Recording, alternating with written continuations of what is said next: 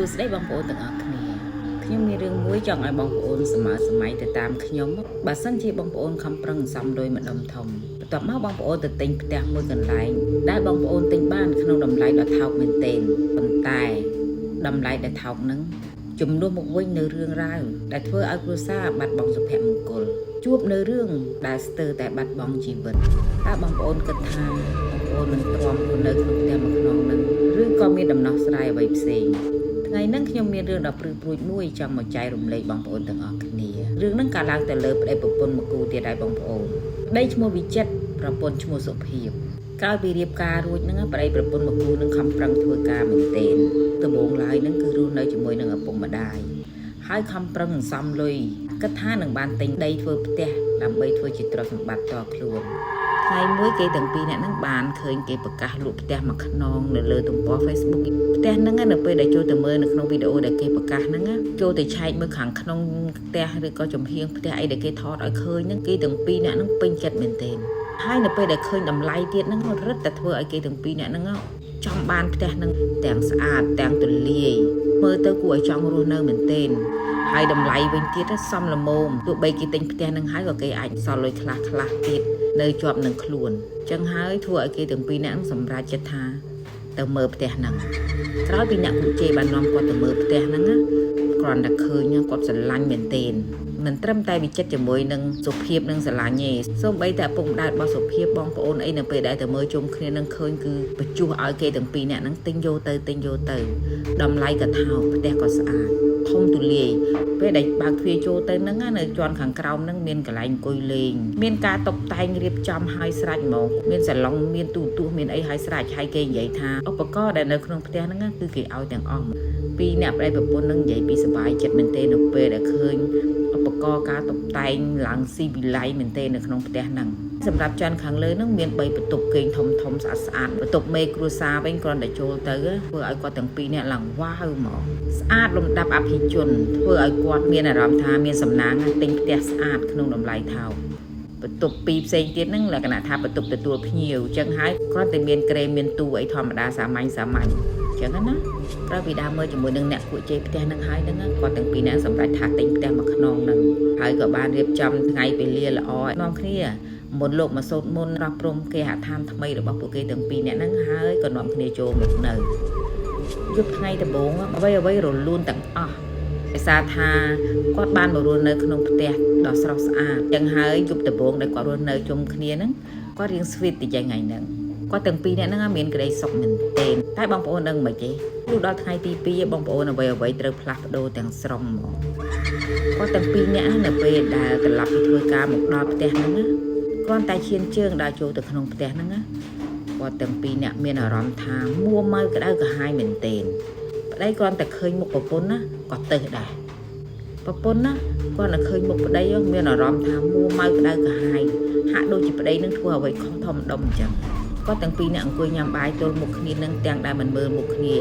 ធុញថប់នៅពេលដែលឃើញខាងប្តី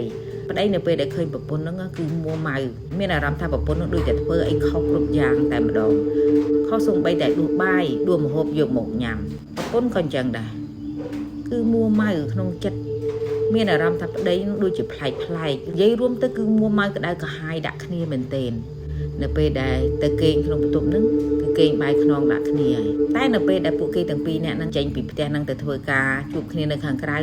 ធម្មតាគ្រប់យ៉ាងអញ្ចឹងណាតែកុំឲ្យតែចូលមកដល់ក្នុងផ្ទះឲ្យតែចូលមកដល់ក្នុងផ្ទះគឺទៅគ្នារហូតក្តីសុខដែលធ្លាប់មានពីមុនមកកាលដែលគាត់រស់នៅជាមួយឪពុកម្ដាយរបស់គាត់ហ្នឹងណាគឺអត់មានទេឲ្យតែចូលមកដល់ផ្ទះហ្នឹងបើមិនមួម៉ៅក្តៅក្រហាយរហូតដល់មានពេលខ្លះហ្នឹងណាមានការប្រើអំពើហិង្សាតិចតួចទៅលើប្រពន្ធទៀតផងទាំងដែលគាត់ទាំងពីរនាក់ហ្នឹងពីមុនអ្នកណាក៏ដោយមិនថាឪពុកម្ដាយរបស់គាត់ឬក៏អ្នកដទៃណាផ្សេងទេអ្នកដែលស្គាល់គាត់ហ្នឹងតែនិយាយដូចគ្នាថាគាត់ទាំងពីរនាក់ហ្នឹងស្រឡាញ់គ្នាណាស់អូនបងផ្អែមល្ហែមប៉ុន្តែនៅពេលនេះវិចិត្រមានការប្រើអំពើហិង្សាតិចតួចមកលើប្រពន្ធទៀតផងទាំងដែលកំហុសហ្នឹងអត់មានធំដុំអីទេកំហុសតិចតួចការងារក្នុងផ្ទះតិចតួចចឹងណាមានពេលខ្លះពេលដែលគេឆ្លោះគ្នាពីអ្នកប្តីប្រពន្ធហ្នឹងឪពុកម្ដាយមិនមកកាត់ក្តីពីចិត្តមិនទាំងដឹងខ្លួនឯងថាខ្លួនឯងខឹងប្រពន្ធរឿងអីទៀតផងដូចមានអារម្មណ៍ថាមានអ្វីមួយយ៉ាង មុខសង្កត់វិញ្ញាណបនគេឲ្យគេនឹងឆាប់ខឹងឆាប់មួម៉ៅកើតជាកំរោលដោយមិនដឹងខ្លួននេះគឺដំបូងនៅពេលដែលគេមករស់នៅផ្ទះនឹងបានមួយខែពីរខែហ្នឹងគឺមានរឿងហ្នឹងអញ្ចឹងហ្មង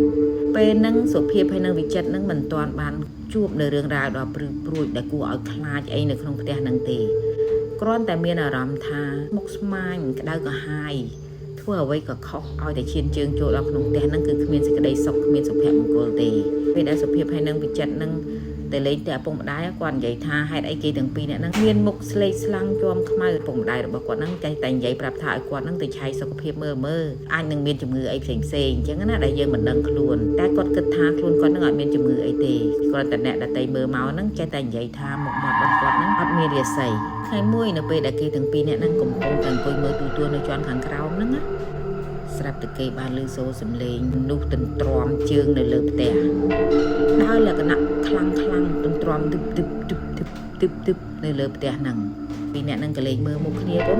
សួរទៅប្តីថាប្រហែលជាមានអ្នកណាឡើងទៅលើផ្ទះដឹងក្រោយពីប្តីមើលមុខប្រពន្ធហើយហ្នឹងក៏បានដើរទៅទៅចាប់កាន់ដបងមួយនៅគៀនផ្ទះហ្នឹងហើយ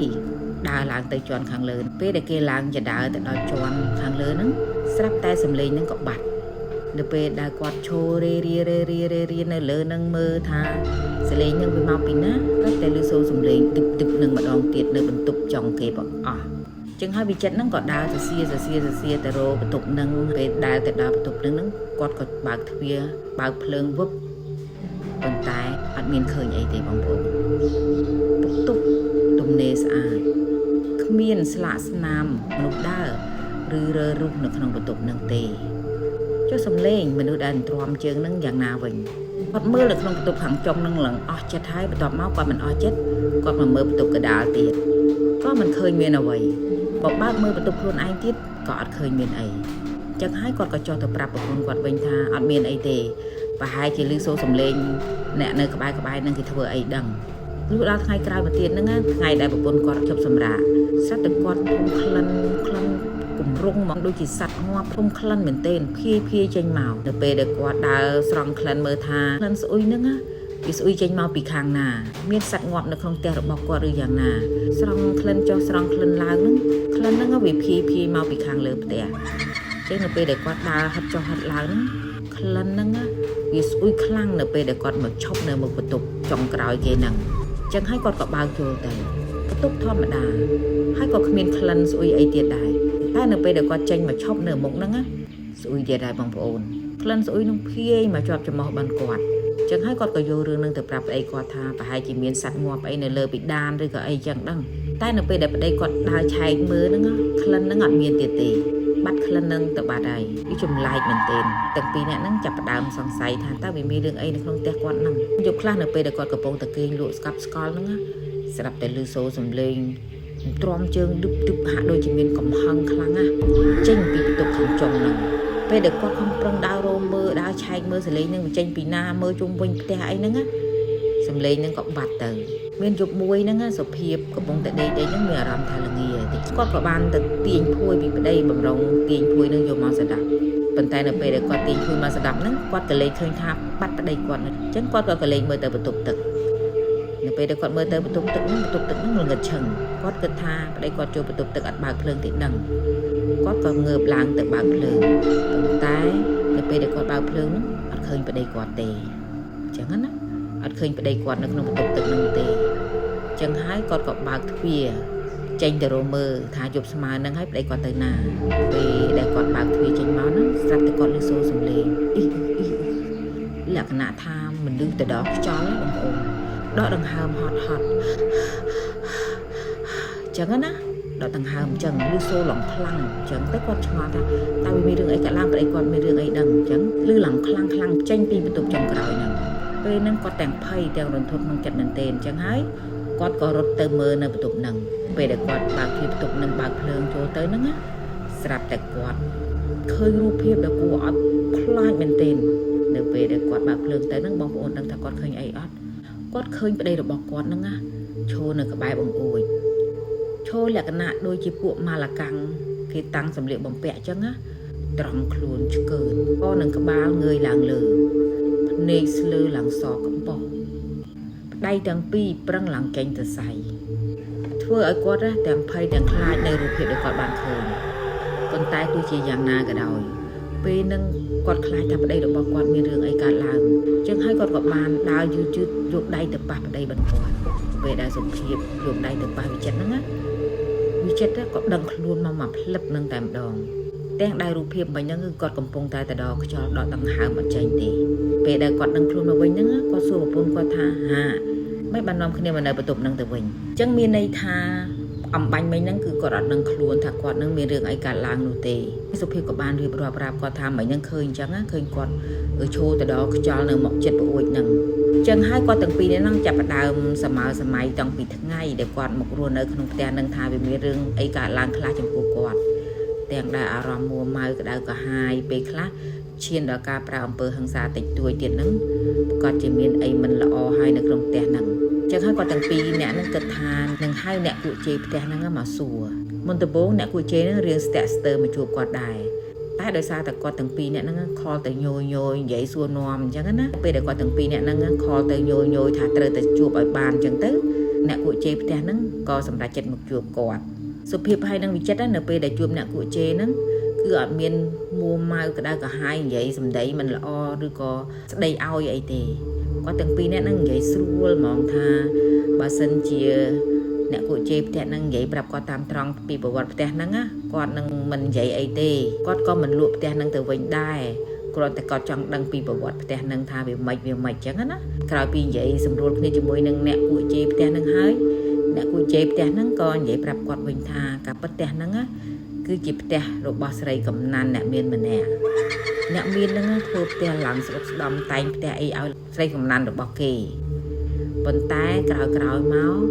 អ្នកមានហ្នឹងមិនសូវមកលវីលវល់អីជាមួយនឹងស្រីកំណាន់ហ្នឹងអញ្ចឹងធ្វើឲ្យស្រីកំណាន់ហ្នឹងខឹងតូចចិត្ត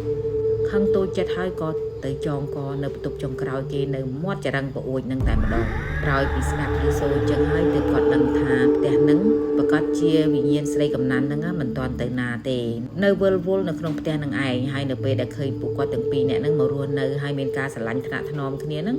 ធ្វើឲ្យវិញ្ញាណស្រីកំណាន់ហ្នឹងខឹងមួម៉ៅទើបបណ្ដាលឲ្យគាត់ទាំងពីរនាក់ហ្នឹងមានបញ្ហាអញ្ចឹងហើយគាត់ក៏បានរៀបចំធ្វើបុណ្យ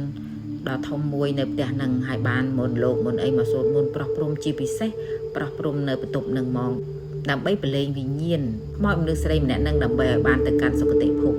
គាត់ធ្វើបុណ្យធំមែនទែនថ្ងៃហ្នឹងដល់ពីធ្វើបុណ្យផ្ទះហ្នឹងរួចរាល់ហើយហ្នឹងគាត់ទាំងពីរនាក់ហ្នឹងមានអារម្មណ៍ថា